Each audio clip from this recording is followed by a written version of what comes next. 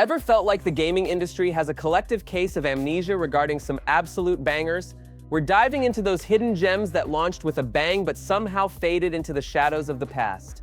Why do we let masterpieces gather dust on the shelf while the same three franchises dominate the charts?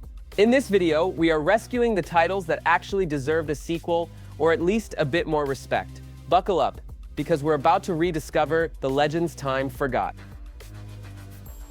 Ever played a game that felt like it was judging you for actually enjoying it?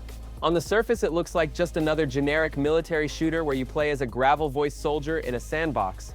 But then the sand starts shifting, and the story takes a sharp turn into a psychological nightmare that leaves you questioning your own morality. It's one of those rare experiences where the hero label feels more like an insult as the credits roll. The gameplay might feel standard, but the environmental storytelling is where the real value lies. You aren't just shooting targets, you're witnessing the total collapse of Dubai and the human psyche simultaneously. The way the sand mechanics integrate into combat, burying enemies alive with a well-placed shot at a window, is a stroke of genius that few games have replicated since. It's a hauntingly beautiful disaster that demands to be experienced. Is it uncomfortable? Absolutely. But that's exactly why it's a masterpiece that deserves your time even a decade later. It's a narrative gut punch disguised as an action flick, offering a depth that most modern AAA shooters are too afraid to touch. If you want a game that stays with you long after the console is turned off, this is the one. Just don't expect to feel like a hero when you're done. What happens when you mix high-octane robotic destruction with a surprisingly deep squad relationship system? You get this overlooked gem that treats its scrap metal enemies better than most games treat their human protagonists. The procedural damage is the real star here. Watching a robot lose its legs and keep crawling toward you is both terrifying and immensely satisfying. It's essentially Terminator the game, but with much better banter. The squad mechanics add a layer of strategy that keeps the pacing tight and the stakes feeling personal. You have to earn the trust of your teammates through your actions and dialogue choices, which actually affects how well they follow your orders in the heat of battle. It's not just about the shooting, it's about managing a group of colorful personalities who might just let you die if you're a jerk. Talk about workplace pressure, right?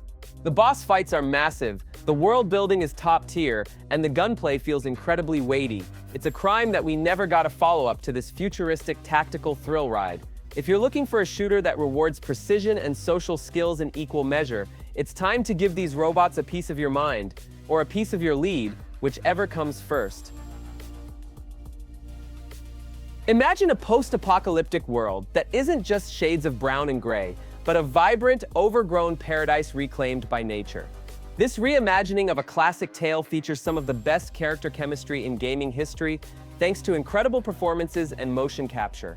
Monkey and Trip have a dynamic that evolves from forced cooperation to genuine trust, making every climb and combat encounter feel emotionally earned. The combat is rhythmic and punchy, emphasizing Monkey's agility and raw power against a backdrop of ancient, rusting machines. It's a beautiful contrast, this primal, acrobatic warrior dismantling high-tech sentinels in a world that forgot they existed. The platforming is fluid and cinematic, constantly pushing you forward through stunning vistas that still look impressive years later. It's a journey that prioritizes heart over mindless grinding. While the ending left fans screaming for more, the journey itself is a complete, polished experience that feels incredibly unique. It's a story-driven adventure that values your time and rewards your curiosity, with a world that feels alive and lived in. If you missed out on this Odyssey, you're skipping one of the most soulful action games ever made. Plus, who doesn't want to ride a digital cloud? Ever wanted to be an undercover cop in a Hong Kong action movie?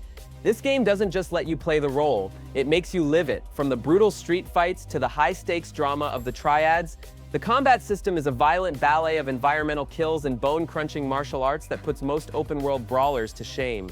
Why use a gun when there's a perfectly good fish tank or industrial furnace nearby?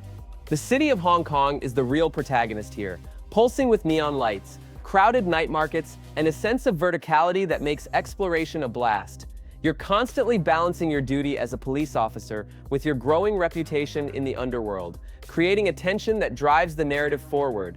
The driving is arcadey and fast, and the karaoke minigames are unironically the best part of your night off. It's a total package of style and substance. It's truly baffling that we haven't seen a sequel to Wei Shen's story. It offers a level of immersion and mechanical variety that rivals the biggest names in the genre, but with a flavor all its own. If you're tired of the same old urban sandboxes, a trip to Hong Kong is exactly what the doctor ordered. Just remember, a man who never eats pork bun is never a whole man. Welcome to the only RPG where your dialogue choices are just as deadly as your silenced pistol. This spy thriller is the definition of a cult classic, offering a level of branching narrative that puts even the biggest modern RPGs to shame. Depending on whether you play as a professional, a suave charmer, or a total psychopath, the entire world reacts to you in ways that feel genuinely meaningful and often hilarious. The gameplay is a bit of a mixed bag, blending stealth, gadgets, and shooting with an old-school RPG stat system. It can be janky, sure, but the sheer ambition of the stance system makes it worth every minor frustration. You aren't just picking lines from a menu, you're managing your reputation with global factions and decides the fate of nations over a drink. It's the closest thing we have to a true James Bond simulator with actual consequences. Every playthrough feels distinct because the game actually remembers what you did and who you ticked off. It's a masterpiece of reactivity that rewards players who pay attention to the details. While it might lack the polish of a massive blockbuster, its soul and complexity make it a one-of-a-kind experience. If you like your espionage with a side of deep consequence, you need to sign up for this mission immediately. If you've ever felt like modern shooters are just a bit too slow, Shinji Mikami's rocket-sliding masterpiece is the cure for your boredom. This is a game where cover is merely a suggestion and standing still is a death sentence. You play as a guy in a high-tech suit who can boost across the floor at 100 miles an hour, slowing down time to pull off mid-air headshots. It's pure, distilled adrenaline captured on a disc. The augmented reaction suit transforms every encounter into a fast-paced puzzle of positioning and resource management. You have to balance your heat levels while weaving through curtains of enemy fire, making you feel like a literal superhero. The boss fights are gargantuan, multi-stage spectacles that push the PS3 and 360 hardware to their absolute limits. It's loud, it's chaotic, and it never asks for permission to be awesome. Even though it's a relatively short experience, the replayability is through the roof thanks to its tight mechanics and arcade-style scoring. It's the kind of game that dares you to get better, faster, and more stylish with every run. In a world of bloated open worlds, Vanquish is a lean, mean, rocket-powered machine that knows exactly what it wants to be. Stop walking and start sliding, you won't regret it. Set in a stylishly rendered, Nazi-occupied Paris, this game uses color as a literal mechanic of rebellion.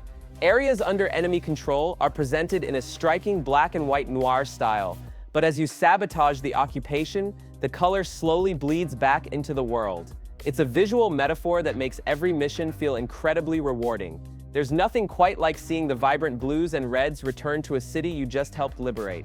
You play as Sean Devlin, a hard-drinking Irish race car driver who joins the French Resistance, which is a premise that already wins. The gameplay blends stealth, parkour, and chaotic explosions, allowing you to climb the Eiffel Tower or blow up a fuel depot with equal ease. The will to fight system creates a palpable sense of progress as you turn the city against its oppressors.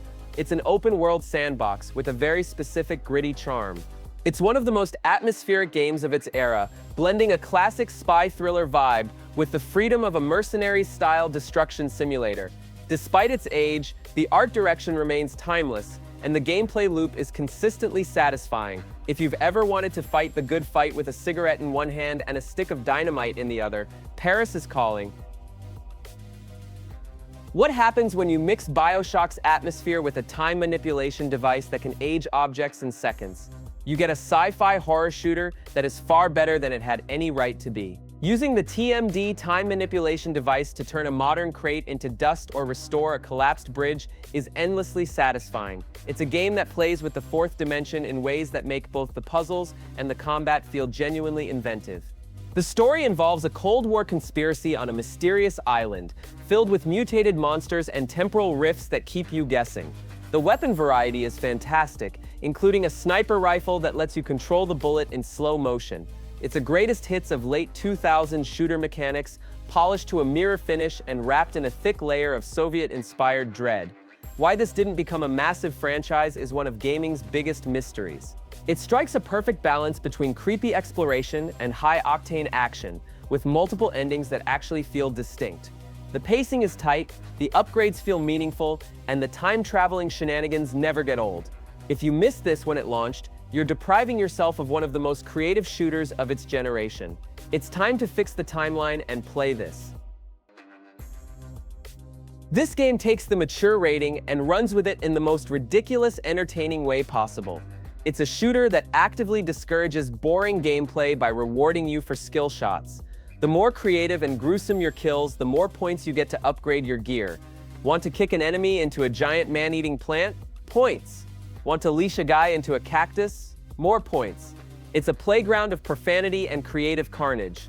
The energy leash is one of the most satisfying tools in any FPS, allowing you to yank enemies out of cover and into the air for a slow-motion execution. The writing is intentionally over the top, featuring some of the most bizarre and hilarious insults ever recorded for a video game. It doesn't take itself seriously for even a second, which is exactly why it's so much fun. It's a colorful, chaotic blast of fresh air in a genre that can often be too grim. While it might seem like a mindless brawler, the scoring system actually requires a lot of tactical thought to maximize your upgrades. It's a rare game that turns every combat encounter into a creative challenge rather than a chore. If you're looking for a game that lets you turn your brain off and your creativity up to 11, Bulletstorm is the ultimate weekend ride. Get ready to kill with style. Long before every game had a parkour button, Faith Connors was leaping across rooftops in a stunningly bright, clinical utopia. This game is all about momentum and flow, stripping away the clutter of traditional shooters to focus on the pure joy of movement. The primary color aesthetic isn't just beautiful, it's functional, with runner vision highlighting your path in vivid red as you outrun the authorities. It's a sensory experience like no other. The sound design is incredible, from the wind rushing past your ears to the rhythmic thud of your sneakers on the pavement. Combat is usually a last resort, as the game encourages you to use your speed to disarm enemies or simply leave them in the dust. When you hit that perfect flow state, chaining jumps, slides, and wall runs together, it feels more like a dance than a platformer. It's a masterclass in first-person immersion that still feels modern. Despite a sequel later on, the original Mirror's Edge remains a singular achievement in style and focus. It's a short, sharp shock of a game that proved first-person perspectives could be used for more than just aiming down a sight. If you haven't felt the vertigo of a leap of faith from a neo-Victorian skyscraper, you're missing out on a landmark title. Run, don't walk, to play this one.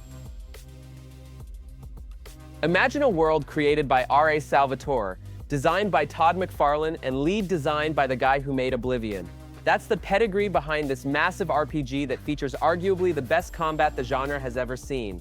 Unlike most stiff RPG battles, Amalur is fluid, fast, and visceral, allowing you to switch between weapons and magic mid-combo. It feels like a high-end action game, but with the depth of a 100-hour epic. The Fate system is the standout feature, allowing you to reset your skills and change your class at any time, encouraging constant experimentation.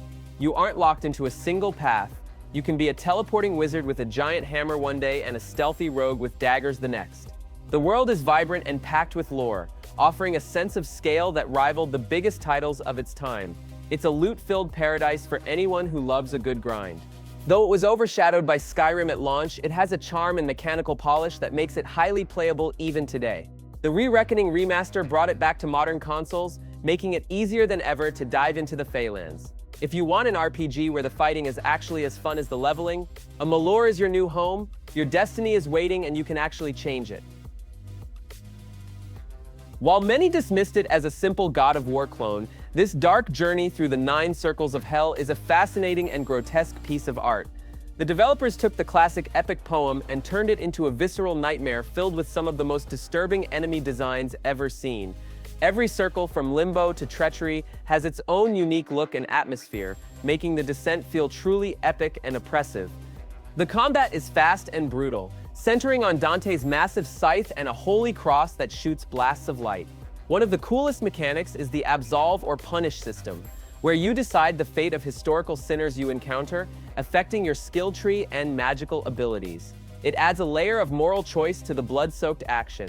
Riding giant beasts and clambering over the colossal bodies of the damned, it's just another Tuesday for Dante. The production value is surprisingly high, with cinematic cutscenes and a haunting score that perfectly captures the hopelessness of the abyss. It's a focused, intense action game that doesn't overstay its welcome, but leaves a lasting impression through its sheer audacity. If you're in the mood for some high-quality hack and slash with a side of theological horror, this is a trip to hell worth taking. As one of the earliest showpieces for the PS3, this game proved that motion capture could deliver true emotional depth in gaming. Nariko is a fantastic protagonist, and her struggle with a cursed blade that is slowly killing her provides a tragic, compelling core to the story. The three-stance combat system allows for amazing variety, letting you switch between speed, range, and power on the fly to take down massive armies of enemies. The performances here are legendary, particularly Andy Serkis as the villainous King Bohan. Every facial twitch and vocal inflection was captured with a level of detail that was mind-blowing at the time and still holds up well today. The cinematic presentation makes it feel like you're playing through a big-budget wuxia film with sweeping landscapes and dramatic set pieces. It's a short but incredibly sweet experience that prioritizes quality over filler. It's one of those one-and-done titles that really deserved a franchise. The blend of melee combat and unique projectile sequences controlled by the then-new 6-axis tilt gave it a flavor that was entirely its own. If you're a fan of character-driven action and want to see where modern cinematic gaming really started to find its legs, Nariko's journey is essential. She deserved better than being a footnote in gaming history. While the first game was a gritty, atmospheric thriller, the sequel leans into a gorgeous, cel-shaded, living comic book aesthetic that looks absolutely incredible. You play as Jackie Estacado, a mob boss who possesses an ancient demonic force that manifests as two hungry tentacles over his shoulders. This quad-wielding gameplay lets you shoot guns while simultaneously ripping car doors off or eating the hearts of your enemies. It's as fun as it sounds. The narrative is surprisingly personal and emotional, dealing with Jackie's grief and his sanity as he struggles to control the darkness. The voice acting, especially the sinister, gravelly whispers of the darkness itself, is top-notch and adds a layer of dread to every encounter. The combat is a gory, creative playground where you're encouraged to use the environment and light dark mechanics to your advantage. Just stay out of the street lamps. It's a rare shooter that manages to be both a power fantasy and a psychological drama. The pacing is relentless. The executions are delightfully over the top, and the story actually makes you care about the monster inside the man. If you want a game that lets you literally tear through your problems with demonic teeth, this is the dark delight you've been looking for. It's a bloody good time from start to finish. Forget the 2D side-scrolling for a moment. This was a bold, cinematic reimagining of the Belmont legacy that felt like an epic dark fantasy. The story of Gabriel Belmont is a tragic, sprawling adventure across a world filled with lichens, vampires, and ancient gods. The combat is refined and tactical, utilizing a light and shadow magic system that forces you to balance healing yourself with dealing massive damage. It's a beautiful, brutal dance. The art direction is simply breathtaking, featuring some of the most impressive vistas and architecture of the era. From the frozen wastes to the towering Gothic castles, every frame looks like a painting come to life. The boss encounters are truly gargantuan, often requiring you to scale your enemies Shadow of the Colossus style. It's a grand, sweeping journey that feels much larger than your typical action game, supported by a stellar voice cast. While the sequels had a mixed reception, this first entry is a polished, high-quality adventure that successfully brought Castlevania into the modern 3D era. It's a long game packed with secrets, puzzles, and deep combat that rewards mastery. If you want a gothic epic that blends the best of God of War with the soul of a classic franchise, Gabriel's tragic quest is waiting. Just be prepared for one hell of a plot twist.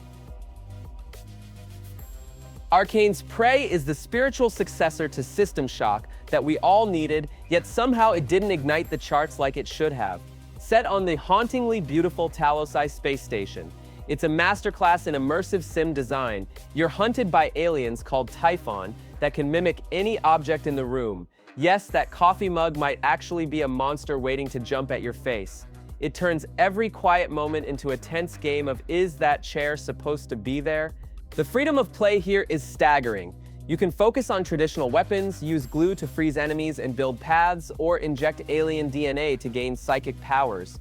Every problem has multiple solutions, and the station is a fully realized, interconnected world that you can explore at your own pace. The environmental storytelling is world-class, making you care about the crew members through their emails, logs, and the frozen scenes of their final moments. It's a game that respects your intelligence and rewards your creativity.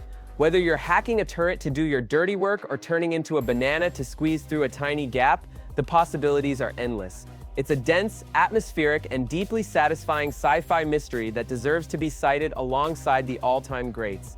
If you like your games with a lot of player agency, Prey is the ultimate sandbox. Set in a plague-ridden, gloomy 1918 London, this RPG asks a fascinating question: how do you save a city when you have to feed on its citizens to survive? You play as Dr. Jonathan Reed, a man of science turned into a creature of the night. The brilliance of the game lies in its XP system. You get significantly more power by killing named NPCs with their own stories and lives, but doing so degrades the health and stability of the district. The combat is a mix of melee and supernatural vampire abilities, but the real meat of the game is the social simulation. You spend your time talking to citizens, learning their secrets, and healing their illnesses to improve the quality of their blood and the district's safety. Every death has a ripple effect, and the game forces you to live with the consequences of your hunger. It's a slow-burn, atmospheric experience that feels wonderfully gothic and macabre. While the combat can be a bit clunky, the storytelling and moral dilemmas are top tier. It captures the feeling of being a monster with a conscience better than almost any other game. If you're looking for a dark, choice-driven RPG where your decisions actually change the world around you, Vampyr is a bloody good investment. Just remember, you can't save everyone, especially if you're hungry. Before they made Spider-Man, Insomniac Games gave us this neon-soaked, fourth-wall-breaking explosion of pure joy. In a world where an energy drink has turned everyone into mutants, you use parkour and a grind-anything system to traverse the city without ever touching the ground. It's basically Tony Hawk with guns, and it's every bit as fun as that sounds. The game is a vibrant middle finger to the gritty brown shooter era, and we love it for that. The weapons are classic Insomniac, creative, weird, and devastating. You've got a gun that fires explosive teddy bears, another that launches vinyl records, and plenty of traps to set. The movement is the real star, though once you find your rhythm, you'll be bouncing off cars and grinding power lines like a caffeinated ninja. The humor is self-aware and often directed right at the player, making the whole experience feel like a giant, chaotic party. It's one of the most stylish and colorful games ever made, with a punk rock energy that never flags. It doesn't take itself seriously, and it constantly rewards you for being as flashy and creative as possible. If you're feeling a bit burnt out on serious games, Sunset Overdrive is the perfect antidote. It's a fast, funny, and incredibly polished playground that reminds us why we started playing games in the first place. Originally a launch title for the Xbox One, Ryse often gets dismissed as a walking tech demo, but that does a disservice to how satisfying its combat actually is. You play as Marius Titus, a Roman soldier on a quest for vengeance that takes you through some of the most stunningly detailed environments of its generation. The combat is all about timing, parrying, and brutal executions that make every encounter feel like a scene from a high-budget Roman epic. The sense of scale is incredible, from storming the beaches of Britain to fighting in the Colosseum itself. The game captures the weight and brutality of ancient warfare with a level of fidelity that still looks impressive today. While the mechanics are straightforward, there's a rhythmic quality to the swordplay that makes you feel like a master of the battlefield. It's a focused, cinematic experience that delivers exactly what it promises: Roman-flavored carnage. The story is a classic revenge tale, but it's told with such conviction and high-end acting that it's hard not to get swept up in the drama. It's a short, intense ride that doesn't waste a second of your time with filler or fetch quests. If you're in the mood for a gorgeous, blood-soaked trip back in time where you get to command legions and dismantle barbarians, Ryse is the definitive way to spend a weekend. Roma Victor. What happens when you combine a heavy metal album cover with an open-world action-adventure and a splash of real-time strategy? You get a love letter to the genre starring Jack Black. You play as Eddie Riggs, a roadie transported to a world where everything is made of chrome, leather, and loud music. You fight with a giant axe and a guitar that summons lightning, driving a hot rod through a landscape that looks like a 1980s fever dream. The game is famous for its sudden shift into stage battles, which are essentially simplified RTS matches where you command armies of metalheads to take down the opposition. While controversial at the time, these battles add a unique flavor to the typical action-adventure loop. The world building is phenomenal, featuring voice cameos from metal legends like Lemmy Kilmister and Ozzy Osbourne. It's a game that clearly loves its source material. Even if you aren't a die-hard metal fan, The humor, imagination, and sheer heart of the project are infectious. It's a bizarre, creative hybrid that shouldn't work but somehow does, thanks to its charming characters and fantastic art direction. It's one of the most soulful games of its era, bursting with ideas and personality. If you're ready to melt some faces and save the world with the power of rock, this is your backstage pass. It's honestly a bit tragic that these games don't get the daily spotlight they clearly deserve. Each one brought something unique to the table, yet they somehow slipped through the cracks. Which of these forgotten titles do you think deserves a massive 4K remake right now? Drop your favorite overlooked gems in the comments so we can keep the memory alive. Hit that like button and subscribe to ensure we never stop digging up these digital treasures.